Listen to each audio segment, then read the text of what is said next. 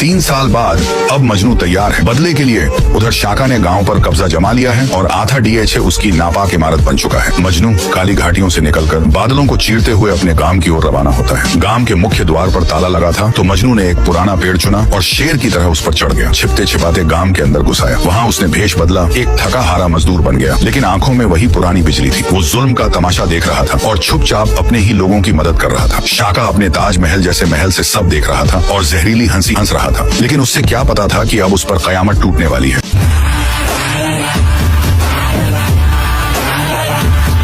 मजनू भेष बदलकर शाका के महल में घुस गया और सीधा उस जगह पहुंचा जहां किसी की भी जान जा सकती थी, शाका का बाथरूम, जहां उसका लफंगा बेटा नहा रहा था और गा भी रहा था। मजनू ने उसे खामोशी से खत्म कर दिया और उसकी लाश महल के बीचों बीच फेंक दिया। सुबह जब शाका नींद से जागा, उसने अपने बेटे की लाश देखी और गुस्से से लाल हो गया। उसने अपनी पूरी फौज मजनू के पीछे लगा दी, लेकिन मजनू तो महल के पीछे ही छुपा हुआ था। एक एक करके उसने शाका के बॉडीगार्ड्स की धुनाई की। फिर आई कुंफू मास्टर शबो की कुटाई की बारी और उसके बाद गार्ड नंबर 1 से 101 तक सबकी बैंड बजा दी। आखिर में सिर्फ शाका बचा था।